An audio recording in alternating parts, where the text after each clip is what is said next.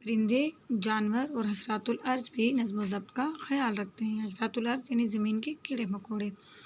دن بھر دانہ دنکا چگنے کے بعد جب پرندے شام کو واپس اپنے گھونسلوں میں جاتے ہیں تو وہ ایک خاص ترتیب سے اڑتے ہیں۔ شہد کی مکھیوں کی زندگی کا مطالعہ کریں یعنی اگر پڑھیں تو ہمیں معلوم ہوتا ہے کہ اس ننھی مخلوق کی زندگی کس قدر منظم اور باقاعدہ ہے۔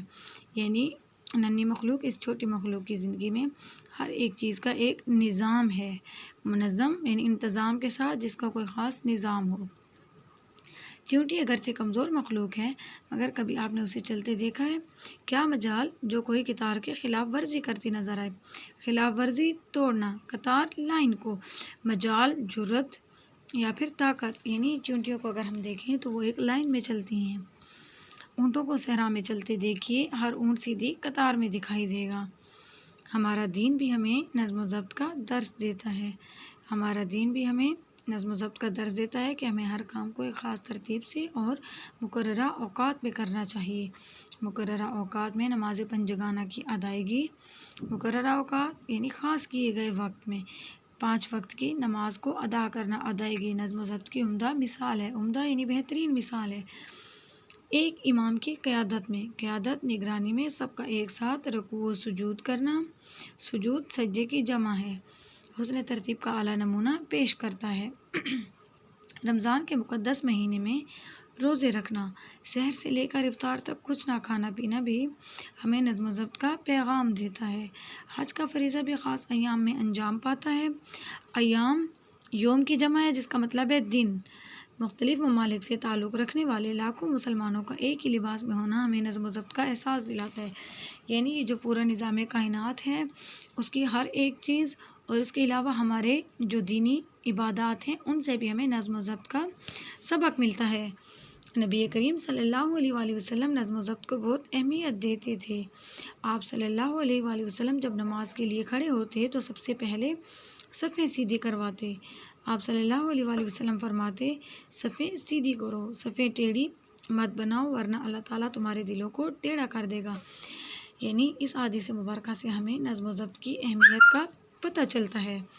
وہ طالب علم جس کی زندگی میں نظم و ضبط کی کارفرمائی ہوگی، کارفرمائی یعنی عمل کرنا، یعنی جو طالب علم نظم و ضبط پہ عمل کرے گا وہ ہر روز ایک خاص ترتیب سے سارے کام کرے گا۔ اس کے صبح جاگنے، نماز پڑھنے، ورزش کرنے، ناشتہ کرنے، اسکول جانے، واپس آنے، آرام کرنے، کھیلنے اور کام کرنے کے اوقات مقرر ہوں گے۔ اوقات وقت کی جمع ہے، مقرر ہوں گے، مخصوص کیے ہوں گے، متعین کیے ہوں گے۔ نظم و ضبط کی وجہ سے امتحان میں کوئی پریشانی نہیں ہوگی۔ یعنی ایسے طالب علم جس کے ہر کام کرنے کے اوقات مقرر ہوں گے تو اسے امتحان میں بھی کوئی پریشانی نہیں ہوگی۔ اس کے برعکس ایک ایسا طالب علم جس کی زندگی میں نظم و ضبط نام کی کوئی شے نہ ہو، جس کے جاگنے، پڑھنے، کھیلنے، گھر کا کام کرنے اور ٹی وی دیکھنے کے اوقات مقرر نہ ہوں، امتحان کے وقت سخت پریشان ہو جاتا ہے۔ یہاں ہم کھیل کے میدان کی مثال بھی پیش کر سکتے ہیں۔ وہ ٹیم جو بہتر نظم و ضبط کا مظاہرہ کرتی ہے، مظاہرہ کرنا یعنی کچھ کر کے دکھانا، جس کے کھلاڑی ٹیم کے مفاد کو، ٹیم کے فائدے کو اپنے ذاتی مفاد پر ترجیح دیتے ہوں۔ ذاتی یعنی اپنے فائدے کو چھوڑ کر وہ ٹیم کے فائدے کے بارے میں سوچتے ہوں۔ ترجیح دینا، برتری، فوقیت دینا، وہ ہمیشہ کامیاب اور سرخرو رہتی ہے۔ سرخرو کا مطلب بھی کامیاب ہے۔ اس کے برعکس نظم و ضبط سے محروم ٹیم، محروم یعنی نہ ہونا، یعنی جس ٹیم میں نظم و ضبط کا کوئی بھی پابندی نہیں ہوتی تو وہ ٹیم، اس ٹیم کے مقدر میں شکست لکھ دی جاتی ہے۔ شکست کا مطلب ہے ہار۔ بدقسمتی سے ہمارے ہاں بعض اوقات بد نظمی کے مناظر دیکھنے کو ملتے ہیں۔ بد نظمی یعنی جس میں کوئی نظام نہ ہو۔ ایسا کرنے والے اپنے لیے بھی مشکلات پیدا کرتے ہیں اور دوسروں کو بھی مصیبت میں ڈال دیتے ہیں۔ مثال کے طور پر لوگ بس اسٹاپ یا ریلوے اسٹیشن پر کھڑے بس یا گاڑی کا انتظار کر رہے ہوتے ہیں۔ جو ہی بس یا ریل گاڑی آتی ہے ہر کوئی اس میں داخل ہونے کی کوشش کرتا ہے، ہر کوئی گاڑی میں سب سے پہلے سوار ہونا چاہتا ہے۔ بحث و تکرار ہو جاتی ہے، یعنی ان کے آپس میں بحث شروع ہو جاتی ہے، لڑائی جھگڑا ہونا شروع ہو جاتا ہے، دھکم پیل ہوتی ہے، یعنی وہ ایک دوسرے کو دھکے دینے لگتے ہیں کہ سب سے پہلے میں سوار ہو جاؤں۔ اگر یہ لوگ آپس میں الجھنے کے بجائے یعنی لڑنے کے بجائے نظم و ضبط سے کام لے کر کتار بنا لیتے تو کتنی آسانی ہوتی، یعنی ہر ایک آرام سے بس یا گاڑی میں سوار بھی ہو جاتا اور کسی کو کوئی پریشانی کا سامنا نہ کرنا پڑتا۔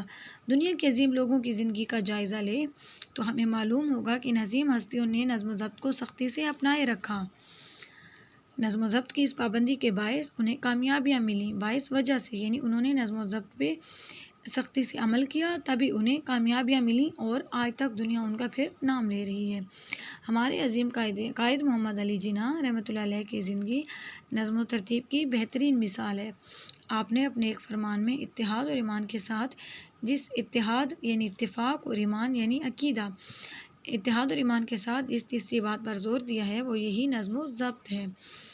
ہمیں قائد اعظم کے اس فرمان پر دل و جان سے عمل کرنا چاہیے۔ اگر ہم اتحاد، ایمان اور نظم و ضبط کو اپنا رہنما بنا لیں، رہنما کہتے ہیں رہبر کو، راستہ دکھانے والے کو، تو آج بھی ہم اپنا کھویا ہوا وقار اور عزت پا سکتے ہیں۔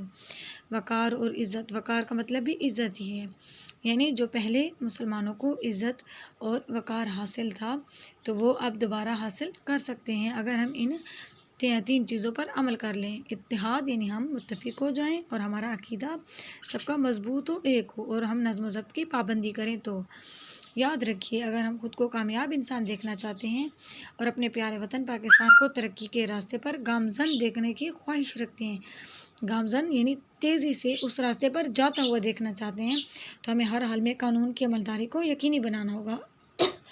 عملداری یعنی ہمیں قانون پر، جو قانون بنائے گئے ہیں ان پر عمل کرنا ہوگا، ہمیں قانون کی پاسداری کرنی ہوگی، ہمیں زندگی کے ہر مرحلے میں نظم و ضبط کا ثبوت دینا ہوگا، تبھی ہم ایک کامیاب زندگی گزاریں گے اور ہمارا وطن جو ہے وہ ترقی کرے گا۔